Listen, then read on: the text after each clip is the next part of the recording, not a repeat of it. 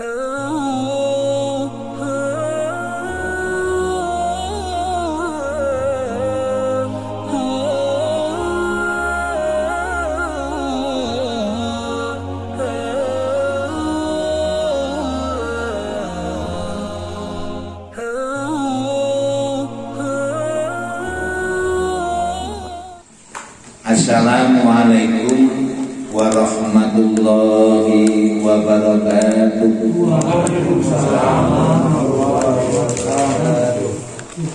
Alhamdulillahirabbil alamin. Wa bihi nasta'inuhu ala umuri dunya waddin. Asyhadu an la ilaha illallah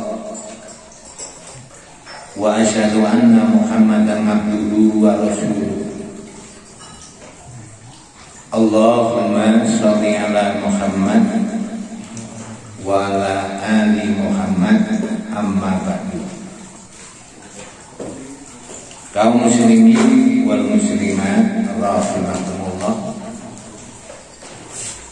Alhamdulillah, kita panjatkan rasa syukur kita kehadirat Allah Subhanahu wa taala yang telah memberikan kekuatan kepada kita semuanya, sehingga pada malam hari ini kita dapat menghadiri majelis taklim.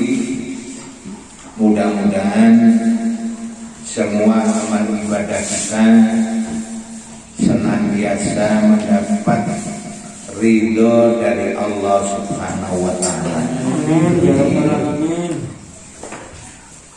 Malam ini kita akan membicarakan tafsir surah An-Nazi'at. Surah An-Nazi'at ini diturunkan ketika Nabi dakwah di Makkah. Jadi sebelum hijrah ke Madinah. Maka seperti surah An-Naba juga diturunkan di Makkah, maka ayat-ayatnya disebut ayat Makkiyah. Ayat-ayat Makkiyah itu kebanyakan membicarakan tentang keimanan, iman kepada Allah, iman kepada Rasul, dan juga membicarakan tentang adanya hari kebangkitan, yaitu hari kiamat. Sebagaimana surah An-Naba kemarin pokok pembahasannya berkisar pada beriman terhadap hari kebangkitan. Begitu pula dengan surah An-Nazi'at, ini nanti akan membicarakan fokusnya adalah permasalahan iman tentang hari akhir, dan juga demikian juga surat-surat yang diturunkan di Makkah. Ayat yang pertama, A'udzubillahi minasyaitonirrajim, wan-nazi'ati gharqa. Demi malaikat-malaikat yang menyabut nyawa dengan keras. Di awal surat ini Allah Subhanahu wa taala bersumpah dengan para malaikat Allah Subhanahu wa taala. Allah itu bersumpah dengan apapun yang dikehendaki. Tapi kalau kita bersumpah harus dengan nama Allah Subhanahu wa taala. Wallahi, tallahi, billahi, atau dengan sifat-sifat Allah kalau kita bersumpah. Tetapi Allah kalau bersumpah terhadap makhluk Allah yang dikehendaki. Biasanya kalau Allah bersumpah dengan sesuatu, maka fokusnya akan membicarakan apa yang menjadi sumpah Allah Subhanahu wa ta'ala. Wan nazi'ati gharqa. Para ahli tafsir, sebagian sahabat menyatakan an-nazi'at adalah para malaikat yang mencabut nyawa orang kafir dengan pencabutan yang sangat keras. Jadi kalau orang kafir itu meninggal dunia, menurut informasi dari Al-Quran maupun hadis yang sahih, malaikat itu ketika mencabut nyawa orang kafir itu dengan kasar dan dengan keras. Hadis Rasulullah Muhammad sallallahu alaihi wasallam, Rasulullah bersabda, innal abdal kafira idza kana fil qita'in minad dunya wa iqbalil minal akhirah najala ilaihi minas sama'i malaikatun ghiladun sidatun sudul wujuh ma'ahumul musuh wa yajlisuna minhum mattal basari summa yati'u malakul mauti hatta yajlisa inda ra'sihi fa yaqulu ayat Tuhan nafsul khabisa ukhruji ila sakhati minallahi wa ghadab qala fatufarraqu fi jasadihi fayantajimuha kama yuntaja'us sufu minas sufu fil mailun wa taqta'u ma'aha al-uruqu wal ashab. Hadis yang diriwayatkan oleh Imam Ahmad. Sesungguhnya orang kafir itu apabila akan berpisah dengan dunia dan akan menuju akhirat, maka malaikat turun dari langit dengan wajah yang sangat kasar dan kejam. Jadi malaikat itu dengan wajah yang kejam dan kasar, dan dia memakai pakaian yang tebal yang terbuat dari api neraka. Fayajlisuna minhu maddal basar. Kemudian malaikat itu duduk di dekat orang kafir itu sejauh pandangan. Kemudian datanglah malaikat maut hatta yajlisa inda ra'sihi. Kemudian duduk di samping kepala orang kafir. Wa yaqulu, kemudian berkata malaikat itu, ayat Tuhan nafsul khabisa, wahai jiwa yang jelek, ukhruji, ila syaqatin minallahi wa ghadab, kamu keluarlah menuju kemurkaan Allah dan kemarahan Allah. Kemudian ruh itu akan menyelinap di jasadnya, maka malaikat itu akan mencabutnya sebagaimana dicabutnya as-sufud, yaitu besi tajam yang digunakan untuk mengaitkan daging agar siap untuk dibakar dari wal yang basah. Menurut hadis Rasulullah Muhammad sallallahu alaihi wasallam yang diriwayatkan oleh Imam Ahmad, yaitu di dalam musnadnya dan sanadnya adalah sahih, bahwa orang kafir itu kalau akan meninggal dunia maka akan didatangi beberapa malaikat dari langit, dan dia berwajah hitam dan juga keras dan kasar.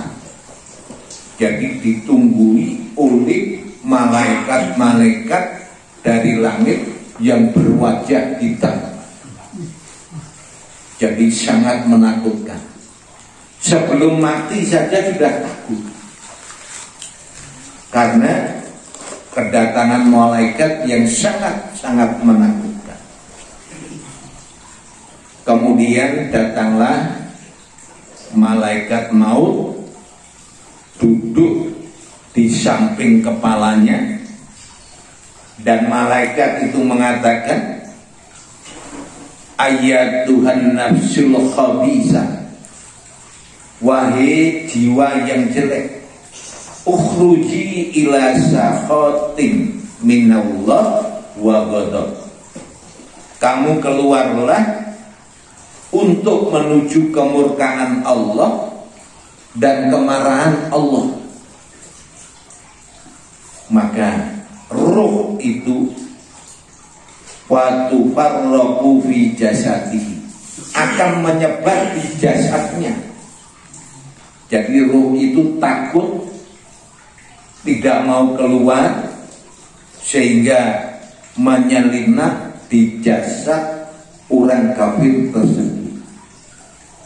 Maka akhirnya malaikat itu mencabut nyawa orang-orang kafir itu, bagikan dicabutnya as-sufud. As-sufud itu besi yang digunakan untuk menusuk daging dan yang siap dibakar. Ya katakanlah kalau sunduk sate itu apa namanya? Tusuk. Sunduk sate itu sujen. Sujen. Ya. Jadi bagikan wol itu basah, kemudian ada duri. Duri itu dicabut, maka kalau dicabut akan merobek daripada wol itu. Itu sakitnya apabila orang kafir itu meninggal dunia. Dan juga dikatakan di dalam hadis Rasulullah Muhammad sallallahu alaihi wasallam bahwa sakaratul maut itu sakitnya melebihi daripada 300 pukulan pedang. Jadi sakaratul maut itu sakitnya melebihi daripada 300 pukulan pedang. Juga di dalam Al-Quran Allah berfirman di dalam surah Al-Anfal, A'udzu billahi minasyaitonir rajim. Walau tara id yatawaffal ladina kafaru al malaikatu yadribuna wujuhahum wa adbarahum wa dhuqu adzabal hariq. Seandainya kamu melihat orang-orang kafir itu meninggal dunia, para malaikat itu memukul wajahnya dan memukul punggung mereka, dan malaikat itu mengatakan wadzuqu adzabal hariq, rasakan siksa neraka yang membakar. Jadi orang kafir itu kalau meninggal dunia, para malaikat itu memukul wajahnya, memukul punggungnya, ya seakan-akan disiksa terlebih dahulu, Pak. Tentu saja tata cara malaikat mencabut nyawa orang-orang kafir dengan cara yang kasar dan keras tersebut adalah perkara gaib yang tidak bisa dijangkau oleh mata manusia. Kita saksikan secara kasat mata. Kadang-kadang orang kafir itu meninggal dunia dengan tenang, meninggal dunia dengan tenang, dengan mudah, seakan-akan tidak ada siksa pada dirinya. Padahal menurut Al-Quran maupun hadis yang sahih, bahwa orang kafir itu meninggal dunia ketika sakaratul maut, betapa sakitnya karena siksaan daripada malaikat maut. Seandainya pukulan para malaikat terhadap ruh orang kafir nampak pada jasad mereka sehingga membekas hitam atau membekas kebiru-biruan, tentu saja itu sudah bukan masalah gaib lagi, Pak. Nyatanya orang kafir itu kalau disiksa tidak ada bekasnya. Sudah dikatakan ini adalah masalah gaib. Tidak bisa kita lihat dengan mata kepala. Seandainya hal itu membekas, maka di dunia ini tidak ada orang kafir, Pak. Karena semuanya akan takut dan yakin bahwa orang kafir itu adalah mendapat siksaan dari Allah Subhanahu wa ta'ala.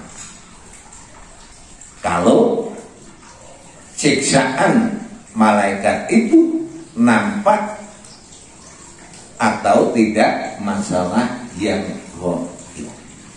Kita sudah yakin, Pak. Kita wajib yakin. Kalau kita tidak yakin, berarti kita kafir. Karena orang yang mengkufuri satu ayat dari Al-Quran itu termasuk orang kafir, Pak. Ini jelas-jelas dari Al-Quran, dari hadis Rasulullah Muhammad Sallallahu Alaihi Wasallam yang cukup sahih. Maka dari itu orang yang beriman seperti itu, sehingga di dunia ini tidak akan berbuat semaunya, tidak akan menganiaya terhadap orang lain, tidak akan memusyrikkan kepada Allah, tidak akan melanggar aturan-aturan Allah Subhanahu wa Ta'ala, dan menjalankan apa yang diperintahkan Allah wa Rasulullah Muhammad sallallahu alaihi wasallam. Itu kalau yakin.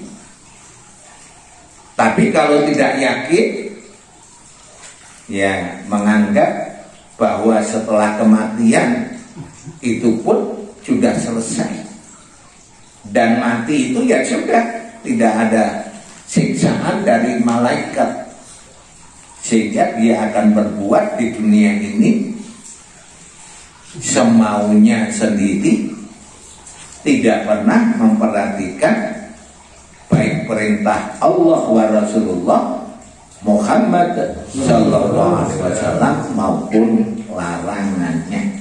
Maka iman terhadap hari akhir itu adalah sangat-sangat penting. Ayat yang kedua, an-nasyitati nashta. Dan demi malaikat yang mencabut nyawa dengan lemah lembut. Maka Allah dalam ayat yang pertama bersumpah terhadap malaikat pencabut nyawa orang-orang kafir. Ayat yang kedua, Allah bersumpah kepada malaikat yang mencabut nyawa orang mukmin atau orang Islam dengan penuh kasih sayang dan dengan penuh kelembutan. Di dalam hadis Rasulullah, yaitu yang diriwayatkan oleh Imam Ahmad dan juga diriwayatkan oleh Abu Dawud, summa yaji'u malakul mauti alaihi salam hatta yajlisu inda rajhihi fayaqulu ayatuhan nafsut thayyibatu wa fi riwayatin al-mutmainnatu ukhruji ila magfirati minallah wa ridwan. Qala fatakhruju tasilu kama tasilul qatratu min fisiqai. Kemudian datanglah malaikat maut. Pencabut nyawa itu malaikat siapa, Pak? Israfil. Maka datanglah malaikat maut sehingga duduk di samping kepalanya, dan Israel berkata, wahai jiwa yang baik, keluarlah menuju magfirah Allah, menuju ridha Allah. Kemudian dia mengatakan, rawi, maka ruh itu akan keluar dari tubuhnya sebagaimana tetesan air yang keluar dari mulut ceret, dari mulut wadah itu. Jadi tetes mawar mengalir dengan sejuk, mengalir dengan mudah. Itu adalah apabila orang mukmin meninggal dunia. Perlakuan malaikat maut sangat jauh bandingannya kalau dibandingkan daripada perlakuan terhadap orang kafir. Sangat kasih sayang, lemah lembut, dan malaikat itu mengatakan, wahai jiwa yang baik, keluarlah menuju magfirah Allah, menuju kepada ridha Allah. Maka kemudian bagikan air itu keluar dari ujung mulut, yaitu dari ujung caret itu. Ujung caret itu namanya apa? Cucuk caret. Niku yang corong bareng lor. Jadi sangat enak sekali. Demikianlah roh orang-orang yang beriman ketika dicabut oleh para malaikat, penuh dengan kelembutan, penuh dengan rahmat dan kasih sayang. Berbeda dengan nyawa orang-orang kafir yang dicabut dengan cara yang kasar. Sekali lagi, perkara ini adalah perkara yang gaib. Perkara yang gaib. Jadi tidak bisa kasat mata, tidak bisa dilihat bagaimana caranya malaikat itu mencabut nyawa. Semuanya dijelaskan oleh Rasulullah Muhammad sallallahu alaihi wasallam. Jadi masalah yang gaib kita tidak boleh menjelaskan, kita tidak boleh menerangkan kecuali kalau ada informasi dari Al-Quran maupun dari hadis yang sahih.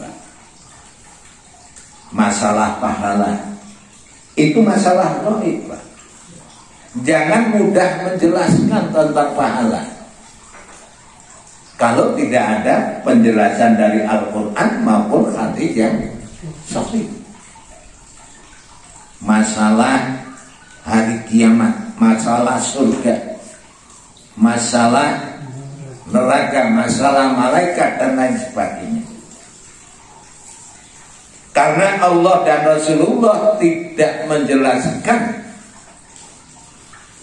secara kasat mata ini adalah masalah gaib, maka kewajiban kita adalah beriman apa yang diterangkan di dalam Al-Quran maupun hadis Rasulullah Muhammad sallallahu alaihi wasallam. Wasabihati sabha, dan demi malaikat yang turun dari langit yang sangat cepat. Para malaikat itu adalah makhluk yang sangat dahsyat, yang bergerak begitu cepat. Ada malaikat langit, ada juga malaikat bumi, ada juga malaikat penjaga gunung, dan lain sebagainya. Semuanya itu bergerak dengan sangat-sangat cepat. Sebagian ulama mengatakan bahwasannya kecepatan malaikat itu melebihi daripada kecepatan jin. Bahkan jin itu juga sangat cepat sekali, tetapi malaikat lebih cepat daripada kecepatan jin. Maka ketika jin itu akan mencuri berita di langit dengan gerakan yang sangat cepat, tetapi malaikat lebih cepat, maka malaikat melempar api terhadap para jin, sehingga para jin itu tidak bisa mencuri berita dari langit, yaitu Al-Quran. Dan juga dijelaskan di dalam Al-Quran, kecepatan malaikat melebihi kecepatan daripada jin yaitu peristiwa Nabi Sulaiman. Nabi Sulaiman ketika mengumpulkan tentaranya atau anak buahnya, menginginkan Nabi Sulaiman itu siapa yang bisa memindahkan singgasananya Ratu Balqis supaya dipindah ke tempat kerajaan Nabi Sulaiman alaihissalam. Maka diterangkan di dalam surah An-Naml ayat 39, qala ifritun minal jinni ana atika bihi qabla an taquma min maqamika wa inni alaila qawiyyun amin. Ifrit berkata, Ifrit itu adalah bagian dari jin. Jadi jin yang cerdas itu Ifrit. Ya. Dia berkata kepada Nabi Sulaiman, saya bisa mendatangkan singgasana Ratu Balqis sebelum Nabi Sulaiman berdiri. Jadi ketika itu Nabi Sulaiman duduk. Sebelum Nabi Sulaiman berdiri, singgasana Ratu Balqis sudah datang di sini. Saya adalah orang yang kuat dan saya dapat dipercaya. Maka kemudian di dalam ayat selanjutnya An-Naml 40, anna atika bihi qabla an yattatta ilaika tarfuka. Saya bisa mendatangkan singgasana Ratu Balqis kepadamu wahai Nabi Sulaiman sebelum engkau mengedipkan mata. Sebelum kedek mawon sanggup datang singgasana Ratu Balqis.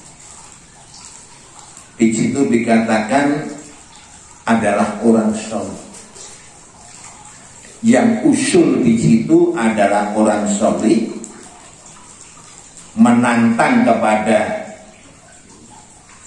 Ifrit bangsa jin. Kemudian orang soleh itu berdoa kepada Allah. Kemudian Allah memerintahkan kepada malaikat, maka singgasana Ratu Balqis dengan sangat cepat sudah datang di hadapan Nabi Sulaiman alaihissalam. Malaikat itu dijadikan dari nur. Dia tidak makan, dia tidak minum, dia tidak tidur, dan selalu melaksanakan perintah Allah Subhanahu wa ta'ala, tetapi energinya luar biasa. Bahkan dia tidak pernah makan. Panjenengan sing yang makan,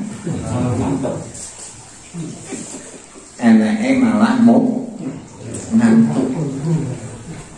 Bukan mau ngaji wae ngantuk. Niki mboten napa-napa. Niku kemurahanipun Allah. Kemurahan Allah. Tidak ada perintah ngaji itu harus seragam, enggak.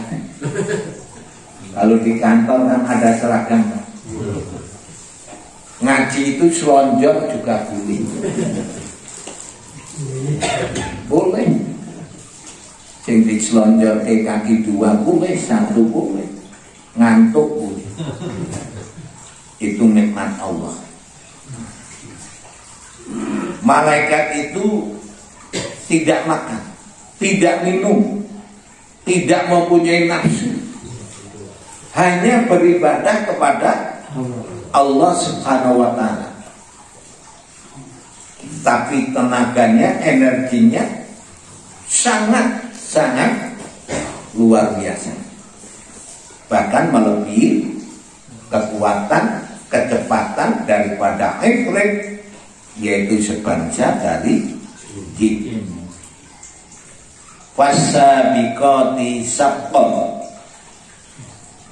malaikat-malaikat yang mendahului dengan kencang. Ayat ini memperkuat ayat yang sebelumnya yang menjelaskan bahwa malaikat itu kecepatannya adalah sangat luar biasa. Sebagai bukti bahwa malaikat itu makhluk yang luar biasa, maka Allah Subhanahu wa Ta'ala berfirman, A'udzu billahi minasyaitonir rajim. Alhamdulillahi fatiris samawati wal ardi ja'ilil malaikati rusulan uli ajnihatin masna wa sulasa wa ruba'a yajidu fi khalqi ma yasha innallaha ala kulli syai'in qadir. Segala puji bagi Allah. Allah yang membuat langit-langit dan bumi, dan Allah juga yang membuat para malaikat, menjadikan para malaikat sebagai utusan. Uli ajni khatim masna wa sulasa wa ruba. Malaikat itu mempunyai sayap, ada yang dua-dua, ada yang tiga, ada yang empat. Yazidu fil khalqi ma yasha. Allah menambahkan sayap itu terhadap makhluknya menurut kehendak Allah. Innallaha ala kulli syai'in qadir. Sesungguhnya Allah itu terhadap sesuatu maha kuasa. Jadi ayat ini menunjukkan akan kedahsyatan salah satu makhluk Allah, yaitu malaikat. Dan malaikat itu pernah menampakkan dalam bentuk aslinya kepada Nabi Muhammad Sallallahu Alaihi Wasallam, yaitu malaikat Jibril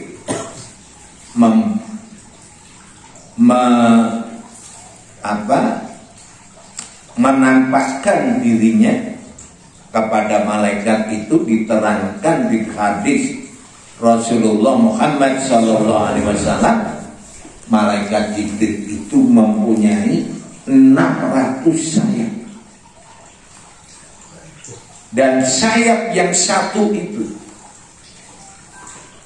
kalau sayap itu istilahnya digrokke, cara Jawa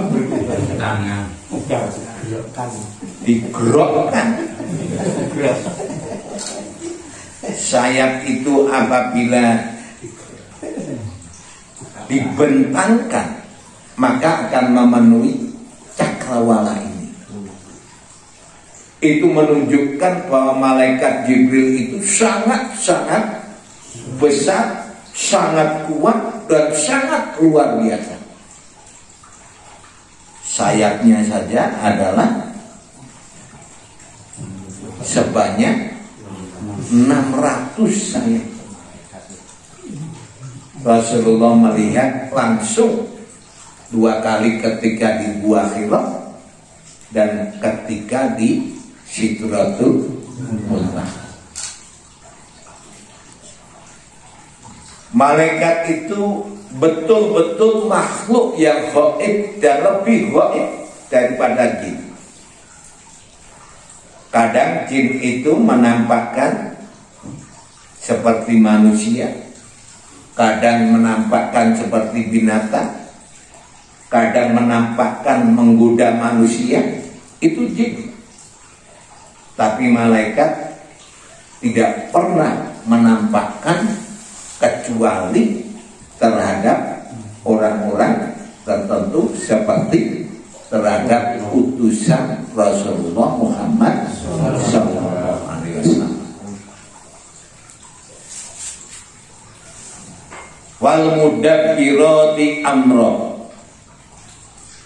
Para ulama menjelaskan bahwasanya malaikat itu sangat banyak, bahkan tidak bisa dihitung itu jumlah malaikat. Dengan manusia banyak malaikat.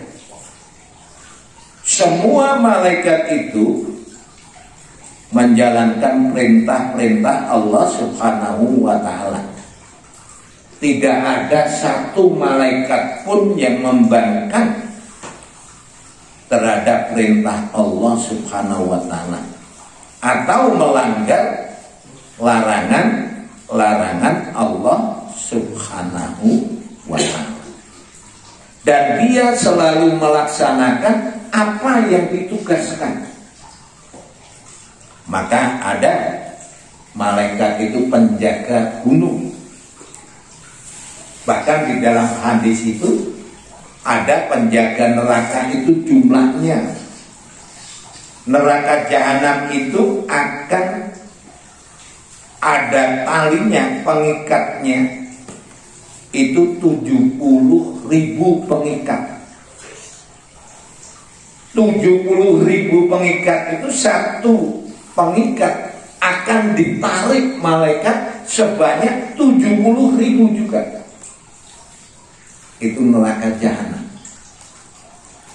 Maka neraka jahanam itu ketika Rasulullah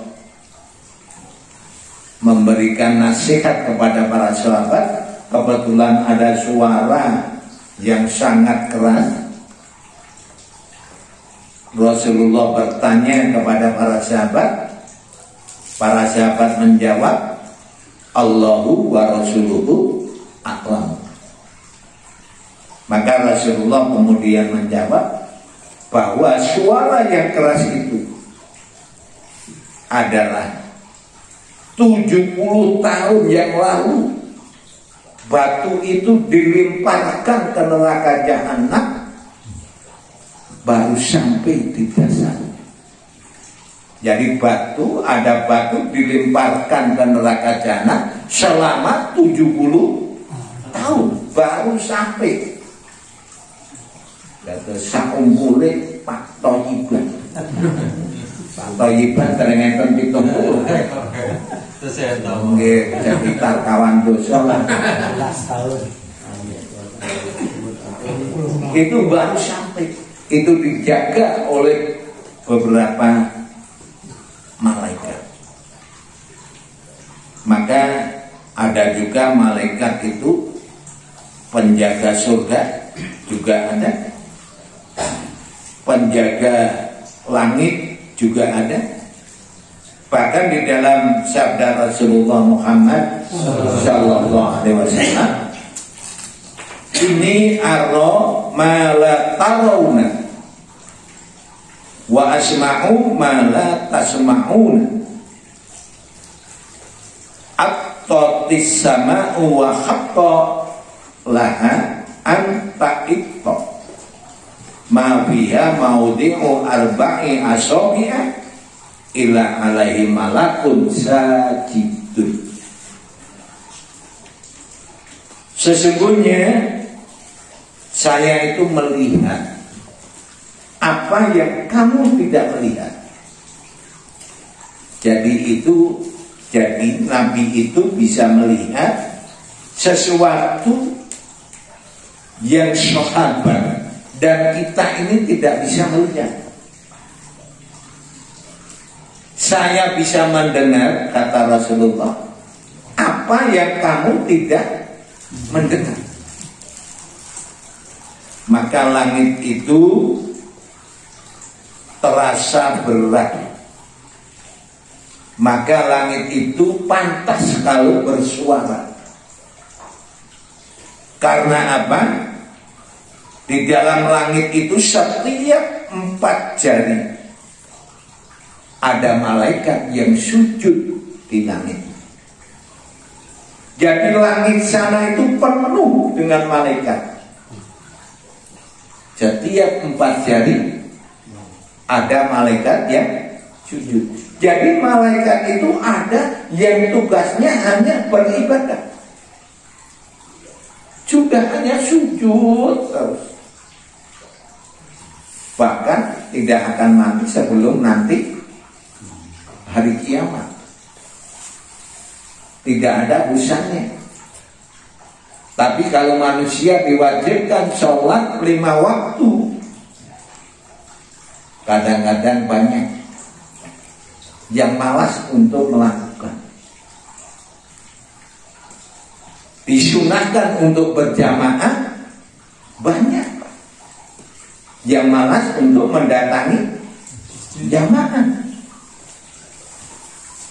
Ini buatan ingkang rawuh menika. Insyaallah sedaya menika ahli jamaah. Itu kebanyaknya malaikat. Banyak sekali, bahkan tidak bisa dihitung.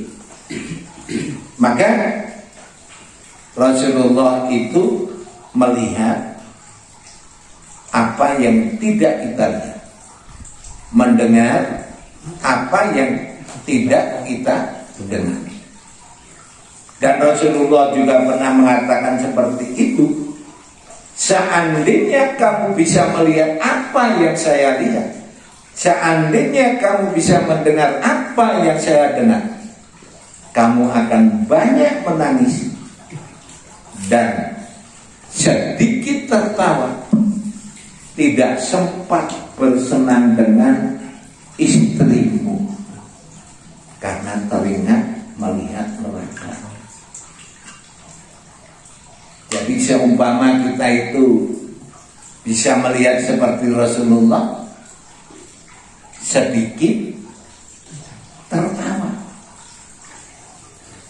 banyak menangis, tidak sempat bersenang-senang dengan istrinya.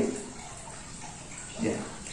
Alhamdulillah kita tidak melihat. Jadi masih sempat senang-senang dengan istri. Ada juga malaikat itu penjaga kita. Ada 2 malaikat kita ini dijaga, menjaga kita. Dan sip-sipan, Pak. Malaikat malam itu nanti ya, penjaga malam itu akan kembali kepada Allah ketika subuh. Malaikat siang subuh sudah datang, nanti kembali kepada Allah ketika asar. Maka malaikat ketika kembali kepada Allah ditanya oleh Allah, wahai malaikat, ketika hambaku kamu tinggalkan, agar hambaku sedang mengerjakan apa? Ketika subuh, malaikat mati. Ya Allah, kula nilar kepala SMA niku sampai film orang. Maka kalau subuh usahakan bisa jamaah. Jadi laporannya baik, Pak. Asal usahakan bisa jamaah. Memang subuh dan asar itu adalah sholat yang sangat penting. Orang sampai meninggalkan subuh atau asar, besok di akhirat penyesalannya seperti kehilangan saudara, kehilangan keluarga, dan kehilangan harta. Ketune itu kados makaten. Maka dari itu monggo kita senantiasa usahakan kita sebisa-bisa melakukan sholat itu adalah dengan berjamaah. Ayat yang ke-6, yauma tarjufur rajifah, tatkala kamu akan dibangkitkan pada hari ketika tiupan pertama mengguncang alam. Jadi di dalam tafsir surat An-Naba kemarin saya sudah menjelaskan bahwa besok itu akan ada 2 tiupan. Tiupan pertama itu digambarkan di dalam Al-Quran dalam surah Al-Zalzalah, idza julzilatil ardu zilzalaha wa akhrajatil ardu athqalaha wa qala al-insanu ma laha. Tatkala bumi diguncangkan dengan sedahsyat-dahsyatnya dan bumi mengeluarkan isi perutnya, dan manusia bertanya, apa yang terjadi pada bumi? Maksudnya tiupan yang pertama itu akan terjadi keguncangan bumi. Bumi diguncang, gunung diterbangkan, bintang-bintang berjatuhan, lautan meluap. Itu tiupan yang pertama akan terjadi seperti itu. Maka Allah juga berfirman di dalam Quran surat Al-Hajj ayat 1, ya ayyuhan nasu taqu rabbakum inna zalzalatas saati syai'un adzim. Wahai manusia, bertakwalah kepada Tuhanmu, sesungguhnya guncangan yang terjadi pada hari kiamat sangatlah dahsyat. Itu guncangan pertama, tiupan pertama. Setelah itu terjadi bertahun-tahun, tidak hanya sehari 2 hari, Pak. Mengerikan, Pak. Kita diguncang 1 menit saja sudah bingung. Tahun 2000 itu tidak hanya sehari 2 hari.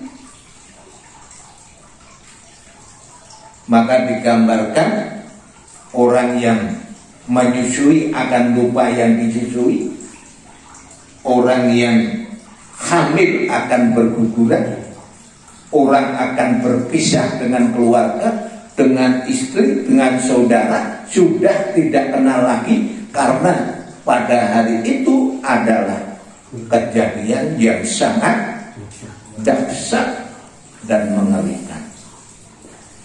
Kemudian Allah berfirman, wa nufikha fisuri fasya'iqa man fis samawati wa man fil ardi ila man yasha Allah illa man sya Allah. wa nufikha fisuri fasa'iqa man bis samawati wa man fil ardi ila man sya'allah. Dan tiupan sangkakala pun ditiup, maka matilah semua makhluk yang ada di langit dan di bumi, kecuali makhluk yang masih dikehendaki oleh Allah Subhanahu wa ta'ala. Kaum muslimin wal muslimat rahimakumullah, satu ayat lagi biar agak foto.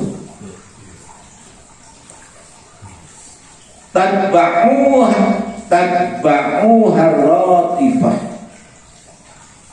Tiupan yang pertama diikuti dengan tiupan yang kedua. Nabi bersabda, ma bainan nafkhataini arba'un. Antara tiupan pertama dan kedua itu adalah 40. Qalu, para sahabat bertanya, ya Abu Hurairah, arba'una yauman. Wahai Abu Hurairah, yang dimaksud itu adalah 40 hari. Qala, apa itu? Abu Hurairah menjawab, saya tidak bisa menjawab, saya tidak bisa menjelaskan. Qalu arba'una syahran. Apakah jaraknya 40 bulan? Qala, apa itu? Dia menjawab, saya tidak bisa menjelaskan. Qalu arba'una sanatan. Para sahabat bertanya, apakah 40 tahun? Qala, apa itu? Saya tidak bisa menjelaskan. Rasulullah Muhammad sallallahu alaihi wasallam kemudian bersabda juga, hadis tadi diriwayatkan oleh Imam Nasai, oleh Imam Nasai dan juga oleh Imam Tirmidzi. Juga diriwayatkan oleh Imam Bukhari dan Muslim. Summa yunzilullahu minas sama'i ma'an fayanbutuna kama yanbutul baqlu wa laisa minal insani syai'un illa yabla illa madman wahidan wa huwa ngajibut dan nabi wa minhu yurakkabul khalqu yaumal qiyamah.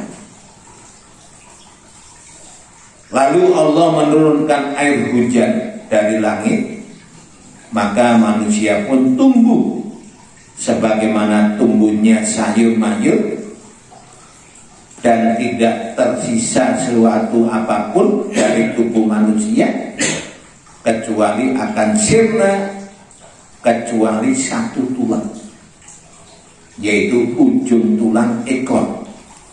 Dari tulang tersebut disusun makhluk pada hari kiamat. Jadi tiupan yang kedua, manusia sejak dari Nabi Adam sampai orang yang terakhir akan dibangunkan dari kubur. Menurut sabda Rasulullah Sallallahu Alaihi Wasallam, jarak antara tiupan pertama dan kedua tidak dijelaskan. Yang penting 40 hari atau 40 bulan atau 40 tahun. Dan orang itu akan dibangkitkan melalui tulang ekor. Maka orang itu hancur, tapi tulang ekor itu tidak akan bisa hancur. Besok kula panjenengan sami bangkit dari alam kubur, dibangkitkan Allah ditata kembali jasmani dan rohani melalui tulang ikon. Kaum muslimin wal muslimat rahimakumullah, kurang lebihnya mohon maaf. Assalamualaikum warahmatullahi wabarakatuh.